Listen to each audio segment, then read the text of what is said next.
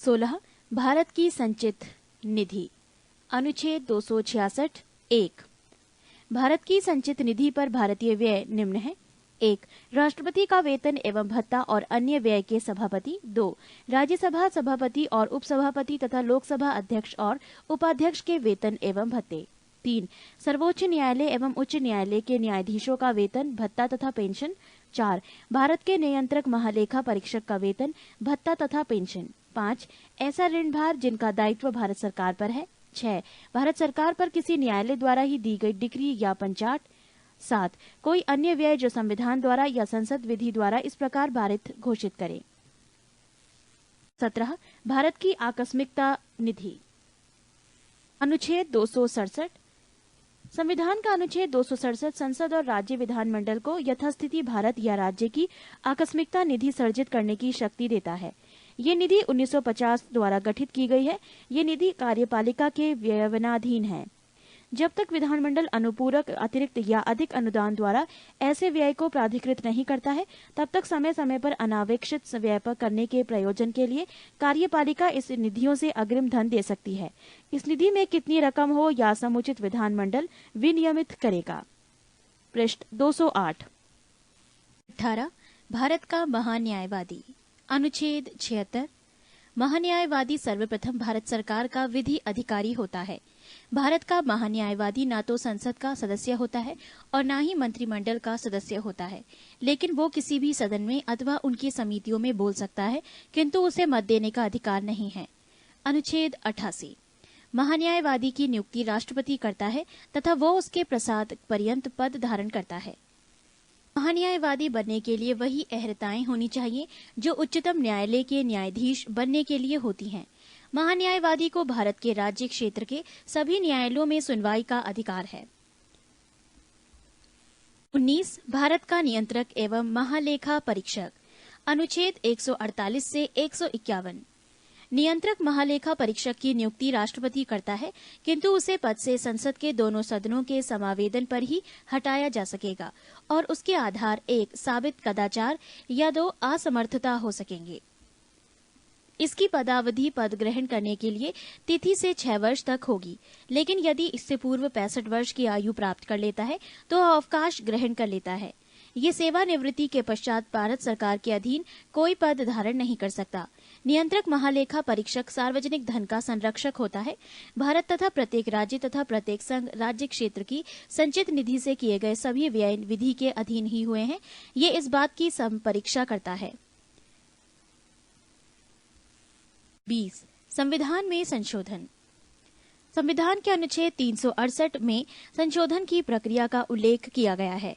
इसमें संशोधन की 3 विधियों को अपनाया गया है। 1 साधारण विधि द्वारा संशोधन। 2 संसद के विशेष बहुमत द्वारा। 3 संसद के विशेष बहुमत और राज्य के विधानमंडलों की स्वीकृति से संशोधन।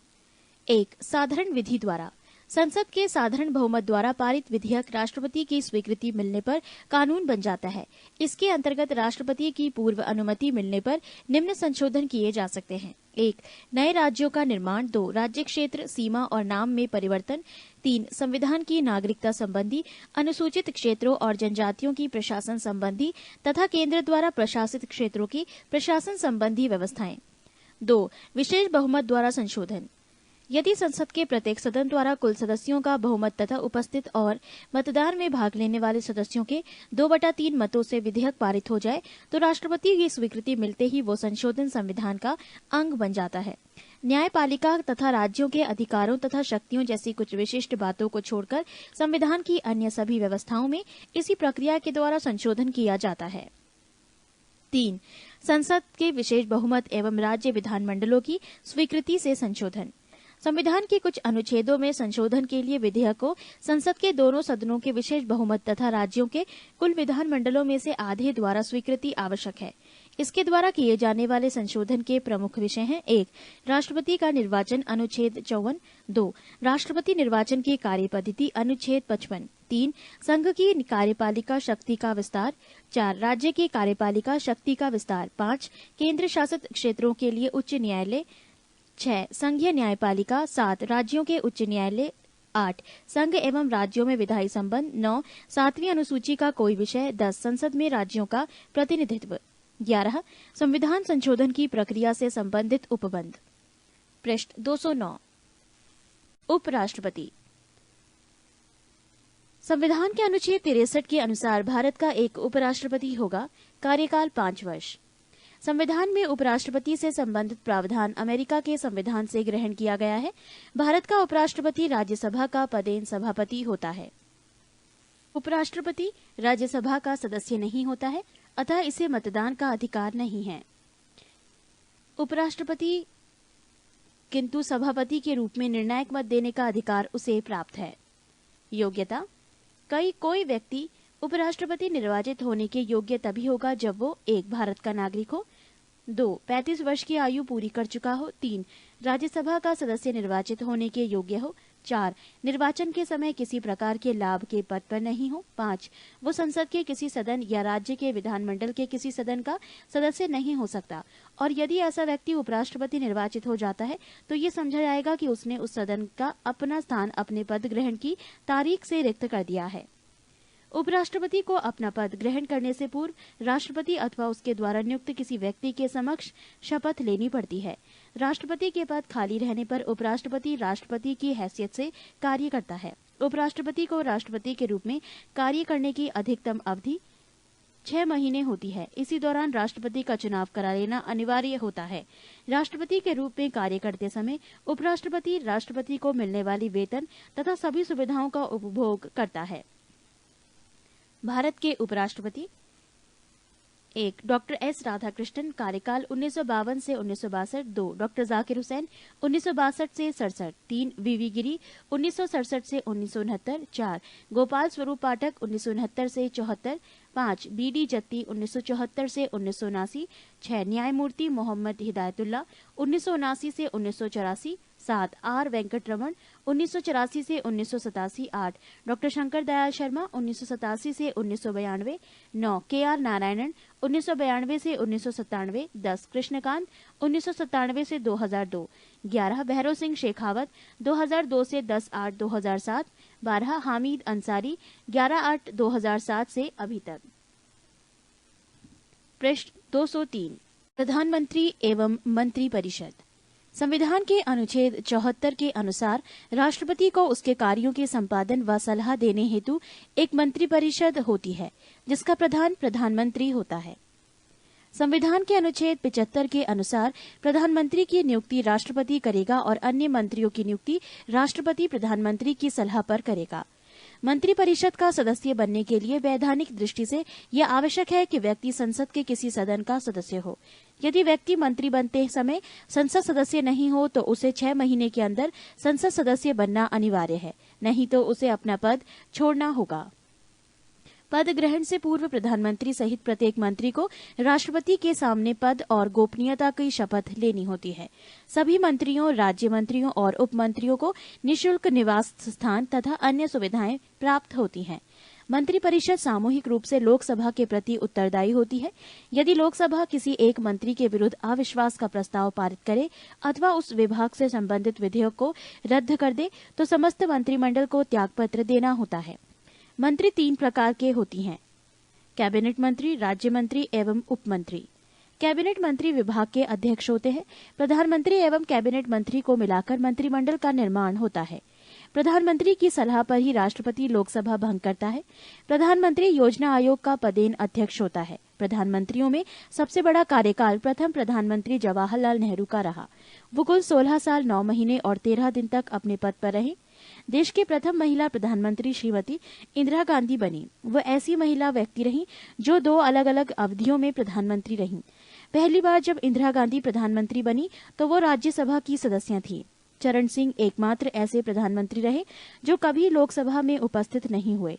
विश्वास मत प्राप्त करने में असफल होने वाले प्रथम प्रधानमंत्री विश्वनाथ प्रताप सिंह हुए। एक कार्यकाल में सबसे कम समय तक प्रधानमंत्री के पद पर रहने वाले प्रधानमंत्री अटल बिहारी वाजपेयी हुए, मात्र 13 दिन। कैबिनेट मंत्रियों में सबसे बड़ा कार्यकाल जगजीवन राम का रहा, जो लगभग 32 वर्ष केंद्रीय मंत्रिमंडल में रहे। भारत के प्रधानमंत्री: 1. जवाहरलाल नेहरू, कार्यकाल 15/8/1947 से 27/5/1964। 2. लाल बहादुर शास्त्री, 9/6/1964 से 11/1/1966 3 इंदिरा गांधी। 24/1/1966 से 24/3/1977 4 मोरारजी देसाई। 24/3/1977 से 28/7/1979 5 चौधरी चरण सिंह। 28/7/1979 से 14/1/1980 6 इंदिरा गांधी। 14/1/1980 से 31/10/1984 7 राजीव गांधी। 31/10/1984 से 1/12/1989 8 विश्वनाथ प्रताप सिंह। 2/12/1989 से 10/11/1990 9 चंद्रशेखर सिंह। 10/11/1990 से 21/6/1991 10 पीवी नरसिम्हा राव। 21/6/1991 से 16/5/1996 11 अटल बिहारी वाजपेयी। 16/5/1996 से 1/6/1996 12 HD देवगौड़ा। 1/6/1996 से 21/4/1997 13 I.K. गुजराल। 21/4/1997 से 18/3/1998 14 अटल बिहारी वाजपेयी। 19/3/1998 से 13/10/1999 16 डॉक्टर मनमोहन सिंह। 22/5/2004 से 21/5/2009 17 डॉक्टर मनमोहन सिंह। 22/5/2009 से डैश नोट गुलजारी लाल नंदा 27 मई 1964 से 9 जून 1964 तक एवं 11 जनवरी 1966 से 24 जनवरी 1966 तक कार्यवाहक प्रधानमंत्री बने। ये थे भारत के प्रधानमंत्री। पृष्ठ 204 15 संघीय संसद। भारत की संसद राष्ट्रपति, राज्यसभा तथा लोकसभा से मिलकर बनती है। संसद के निम्न सदन को लोकसभा एवं उच्च सदन को राज्यसभा कहते हैं। राज्यसभा के सदस्यों की अधिक से अधिक संख्या 250 हो सकती है। वर्तमान समय में ये संख्या 245 है। इनमें 12 सदस्य राष्ट्रपति द्वारा मनोनीत किए जाते हैं। ये ऐसे व्यक्ति होते हैं जिन्हें कला, साहित्य, विज्ञान, समाज सेवा या सहकारिता के क्षेत्र में विशेष ज्ञानी या अनुभवी हैं। शेष 233 सदस्य संघ की इकाइयों का प्रतिनिधित्व करते हैं। राज्यसभा की सदस्यता के लिए न्यूनतम उम्र सीमा 30 वर्ष है। राज्यसभा के सदस्य के लिए जरूरी है कि उसका नाम उस राज्य के किसी निर्वाचन क्षेत्र की सूची में हो जिस राज्य से वो राज्यसभा का चुनाव लड़ना चाहता है। राज्यसभा एक स्थायी सदन है जो कभी भंग नहीं होती। इसके सदस्यों का कार्यकाल 6 वर्ष का होता है। इसके 1/3 सदस्य प्रति 2 वर्ष बाद सेवानिवृत्त हो जाते हैं। भारत का उपराष्ट्रपति राज्यसभा का पदेन सभापति होता है। राज्यसभा अपने सदस्यों में से किसी एक को 6 वर्ष के लिए उपसभापति निर्वाचित करते हैं। मंत्रिपरिषद राज्यसभा के प्रति उत्तरदायी नहीं होती है। केवल राज्यसभा को राज्य सूची के किसी विषय को राज्यसभा में उपस्थित तथा मतदान देने वाले सदस्यों में कम से कम 2/3 सदस्यों द्वारा समर्पित संकल्प द्वारा राष्ट्रीय महत्व का घोषित करने का अधिकार है। अनुच्छेद 249 केवल राज्यसभा को राज्यसभा में उपस्थित तथा मतदान देने वाले सदस्यों के कम से कम 2/3 सदस्यों के बहुमत से अखिल भारतीय सेवाओं का सृजन का अधिकार है। अनुच्छेद 312 धन विधेयक के संबंध में राज्यसभा को केवल सिफारिशें करने का अधिकार है, जिसे मानने के लिए लोकसभा बाध्य नहीं है। इसके लिए राज्यसभा को 14 दिन का समय मिलता है। यदि इस समय में विधेयक वापस नहीं होता तो पारित समझा जाता है। राज्यसभा धन विधेयक को न अस्वीकार कर सकती है और न ही उसमें कोई संशोधन कर सकती है। राष्ट्रपति वर्ष में कम से कम 2 बार राज्यसभा का अधिवेशन आहूत करता है। राज्यसभा के एक सत्र की अंतिम बैठक तथा अगले सत्र की प्रथम बैठक के लिए नियत तिथि के बीच 6 माह से अधिक का अंतर नहीं होना चाहिए। राज्यसभा का पहली बार गठन 3 अप्रैल 1952 ईस्वी को किया गया था। इसकी पहली बैठक 13 मई 1952 को हुई थी। राज्यसभा में प्रतिनिधित्व नहीं है। अंडमान निकोबार, चंडीगढ़, दादर व नागर हवेली, दमन व दीव व लक्षद्वीप का। राज्यों एवं संघीय क्षेत्रों में राज्यसभा सदस्यों की संख्या।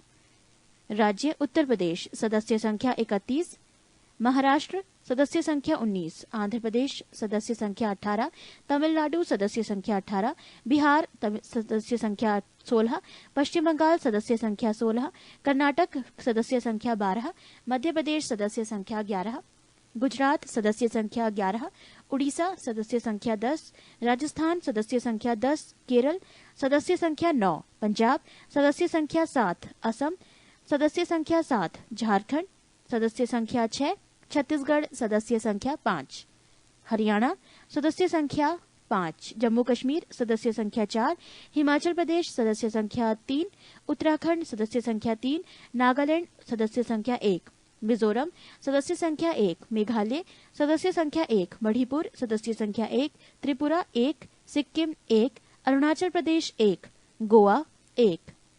संघीय क्षेत्र दिल्ली 3, पुदुचेरी 1।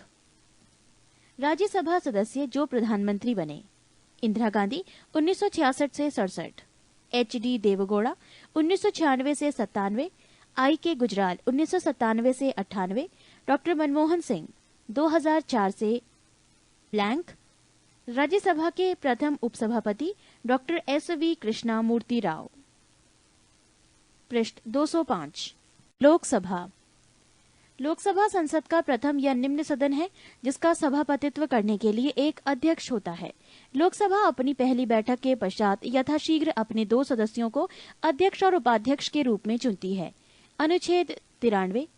मूल संविधान में लोकसभा की सदस्य संख्या 500 निश्चित की गई है। अभी इसके सदस्यों की अधिकतम सदस्य संख्या 552 हो सकती है। इनमें से अधिकतम 530 सदस्य राज्यों के निर्वाचन क्षेत्रों से व अधिकतम 20 सदस्य संघीय क्षेत्रों से निर्वाचित किए जा सकते हैं एवं राष्ट्रपति आंग्ल भारतीय वर्ग के अधिकतम 2 सदस्यों का मनोनयन कर सकते हैं। वर्तमान में लोकसभा की सदस्य संख्या 545 है। इन सदस्यों में 530 सदस्य 28 राज्यों से, 13 सदस्य 7 केंद्र शासित प्रदेशों से निर्वाचित होते हैं तथा 2 सदस्य आंग्ल भारतीय वर्ग के प्रतिनिधि के रूप में राष्ट्रपति द्वारा मनोनीत होते हैं। अगस्त 2001 ईस्वी में संसद द्वारा पारित 91 संविधान संशोधन विधेयक के अनुसार लोकसभा एवं विधानसभाओं की सीटों की संख्या 2026 ईस्वी तक यथावत रखने का प्रावधान किया गया है। लोकसभा के सदस्यों का चुनाव गुप्त मतदान के द्वारा वयस्क मताधिकार 18 वर्ष के आधार पर होता है। 61वें संवैधानिक संशोधन 1989 ईस्वी के अनुसार भारत में अब 18 वर्ष की आयु प्राप्त व्यक्ति को वयस्क माना गया है। अनुसूचित जातियों एवं जनजातियों हेतु लोकसभा में 2010 ईस्वी तक स्थानों को सुरक्षित कर दिया गया है। 79वें संवैधानिक संशोधन 1999 ईस्वी के द्वारा। राज्यों एवं संघीय क्षेत्रों में लोकसभा सदस्यों की संख्या: उत्तर प्रदेश में 80, महाराष्ट्र में 48, आंध्र प्रदेश 42, पश्चिम बंगाल 42, बिहार 40, तमिलनाडु 39, मध्य प्रदेश 29, कर्नाटक 28, गुजरात 26, राजस्थान 25, उड़ीसा 21, केरल 20, झारखंड 14, असम 14, पंजाब 13, छत्तीसगढ़ 11, हरियाणा 10, जम्मू कश्मीर 6, उत्तराखंड 5, हिमाचल प्रदेश 4, मेघालय 2, अरुणाचल प्रदेश 2, गोवा 2, मणिपुर 2, त्रिपुरा 2, सिक्किम 1, नागालैंड 1, मिजोरम 1। संघीय क्षेत्र दिल्ली 7, पुदुचेरी 1, चंडीगढ़ 1, दादर तथा नागर हवेली 1, अंडमान निकोबार 1, लक्षद्वीप 1, दमन एवं दीव 1। लोकसभा की सदस्यता के लिए अनिवार्य योग्यताएं निम्न हैं: 1. वो व्यक्ति भारत का नागरिक हो। 2. उसकी आयु 25 वर्ष या इससे अधिक हो। 3. भारत सरकार अथवा किसी राज्य सरकार के अंतर्गत वो कोई लाभ के पद पर नहीं हो। 4. वो पागल तथा दिवालिया ना हो। लोकसभा का अधिकतम कार्यकाल सामान्यतः 5 वर्ष का होता है। मंत्रिपरिषद लोकसभा के प्रति सामूहिक रूप से उत्तरदायी होती है। अनुच्छेद 75(3) प्रधानमंत्री के परामर्श के आधार पर राष्ट्रपति के द्वारा लोकसभा को समय से पूर्व भी भंग किया जा सकता है। ऐसा अब तक 8 बार 1970 ईस्वी से 1977 ईस्वी, 1979 ईस्वी, 1984 ईस्वी, नवंबर 1989 ईस्वी, मार्च 1991 ईस्वी, दिसंबर 1997 ईस्वी तथा अप्रैल 1999 ईस्वी किया गया है। आपातकाल की घोषणा लागू होने पर विधि द्वारा संसद लोकसभा के कार्यकाल में वृद्धि कर सकती है, जो एक बार में 1 वर्ष से अधिक नहीं होगी। 1976 ईस्वी में लोकसभा का कार्यकाल 2 बार 1-1 वर्ष के लिए बढ़ाया गया था। पृष्ठ 206। लोकसभा एवं राज्यसभा के अधिवेशन राष्ट्रपति के द्वारा ही बुलाए गए और स्थगित किए जाते हैं। लोकसभा की 2 बैठकों में 6 माह से अधिक का अंतर नहीं होना चाहिए। लोकसभा की गणपूर्ति या कोरम कुल सदस्य संख्या का 10वां भाग 55 सदस्य होता है। संविधान के अनुच्छेद 108 में संसद के संयुक्त अधिवेशन की व्यवस्था है। संयुक्त अधिवेशन राष्ट्रपति के द्वारा निम्न 3 स्थितियों में बुलाया जा सकता है। विधेयक एक सदन से पारित होने के बाद जब दूसरे सदन में जाए, तब यदि एक दूसरे सदन द्वारा विधेयक अस्वीकार कर दिया गया हो तो विधेयक पर किए जाने वाले संशोधनों के बारे में दोनों सदन अंतिम रूप से असहमत हो गए हैं। 3. दूसरे सदन को विधेयक प्राप्त होने की तारीख से उसके द्वारा विधेयक पारित किए बिना 6 मास से अधिक बीत गए हों। संयुक्त अधिवेशन की अध्यक्षता लोकसभा के अध्यक्ष के द्वारा की जाती है। संयुक्त बैठक से अध्यक्ष की अनुपस्थिति के दौरान सदन का उपाध्यक्ष या यदि वो भी अनुपस्थित है तो राज्यसभा का उपसभापति या यदि वो भी अनुपस्थित है तो ऐसा अन्य व्यक्ति पीठासीन होगा जो उस बैठक में उपस्थित सदस्यों द्वारा अवधारित किया जाए। धन विधेयक के संबंध में लोकसभा का निर्णय अंतिम होता है। इस संबंध में संयुक्त अधिवेशन की व्यवस्था नहीं है। संविधान संशोधन विधेयक पर भी संयुक्त अधिवेशन की व्यवस्था नहीं है। संविधान संशोधन विधेयक दोनों सदनों में अलग अलग पारित होना चाहिए। लोकसभा के पदाधिकारी, अध्यक्ष तथा उपाध्यक्ष। संविधान के अनुच्छेद 93 के अनुसार लोकसभा स्वयं ही अपने सदस्यों में से एक अध्यक्ष और एक उपाध्यक्ष का निर्वाचन करेंगी। अध्यक्ष उपाध्यक्ष को तथा उपाध्यक्ष अध्यक्ष को त्यागपत्र देता है। लोकसभा के अध्यक्ष अध्यक्ष के रूप में शपथ नहीं लेता बल्कि सामान्य सदस्य के रूप में शपथ लेता है। 14 दिन के पूर्व सूचना देकर लोकसभा के तत्कालीन समस्त सदस्यों के बहुमत से पारित संकल्प द्वारा अध्यक्ष तथा उपाध्यक्ष को पद से हटाया जा सकता है। लोकसभा के भंग होने की स्थिति में अध्यक्ष अपना पद अगली लोकसभा की पहली बैठक होने तक रिक्त नहीं करता है। लोकसभा में अध्यक्ष की अनुपस्थिति में उपाध्यक्ष उपाध्यक्ष की अनुपस्थिति में राष्ट्रपति द्वारा बनाए गए वरिष्ठ सदस्यों का पैनल में से कोई व्यक्ति पीठासीन होता है। इस पैनल में आमतौर पर 6 सदस्य होते हैं। लोकसभा के अध्यक्ष। पहली लोकसभा अध्यक्ष गणेश वासुदेव मावलंकर, एम अनंत शयनम आयंगर। दूसरी लोकसभा एम अनंत शयनम आयंगर। तीसरी लोकसभा हुकुम सिंह। चौथी नीलम संजीव रेड्डी, गुरुदयाल सिंह ढिल्लो। पांचवी लोकसभा गुरुदयाल सिंह ढिल्लो, बलिराम भगत। छठी नीलम संजीव रेड्डी के पास हेगड़े। सातवीं बलराम जाखड़। आठवीं बलराम जाखड़। नौवीं रवि राय। 10वीं शिवराज वी पाटिल। 11वीं पी.ए. संगमा। 12वीं जी.एम.सी. बालयोगी। 13वीं जी.एम.सी. बालयोगी मनोहर गजानंद जोशी। 14वीं लोकसभा अध्यक्ष सोमनाथ चटर्जी। 15वीं मीरा कुमार। लोकसभा के अध्यक्ष के कार्य एवं अधिकार। 1. सदन के सदस्यों के प्रश्नों को स्वीकार करना, उन्हें नियमित करना व नियम के विरुद्ध घोषित करना। 2. किसी विषय को लेकर प्रस्तुत किया जाने वाला कार्य स्थगन प्रस्ताव अध्यक्ष की अनुमति से पेश किया जा सकता है। 3. वो विचाराधीन विधेयक पर बहस रुकवा सकता है। 4. संसद सदस्यों को भाषण देने की अनुमति देना और भाषणों का क्रम व समय निर्धारित करना। पृष्ठ 207। 5. विभिन्न विधेयक व प्रस्तावों पर मतदान करवाना व परिणाम घोषित करना तथा मतों की समानता की स्थिति में निर्णायक मत देने का अधिकार है। 6. संसद व राष्ट्रपति के मध्य होने वाला पत्र व्यवहार करना तथा कोई विधेयक धन विधेयक है या नहीं इसका निर्णय करना। 7. अध्यक्ष द्वारा धन विधेयक के रूप में प्रमाणित विधेयक की प्रकृति के प्रश्न पर न्यायालय में या किसी सदन में या राष्ट्रपति द्वारा विचार नहीं किया जाएगा। लोकसभा में विपक्ष के नेता को राजकोष से वेतन प्राप्त होता है तथा उसे कैबिनेट स्तर के मंत्री के समान समस्त सुविधाएं प्राप्त होती हैं। प्रथम लोकसभा का कार्यकाल 17 अप्रैल 1952 से 4 अप्रैल 1957 तक रही। प्रथम लोकसभा का अध्यक्ष श्री जी.वी. मावलंकर एवं उपाध्यक्ष श्री अनंत शयनम थे।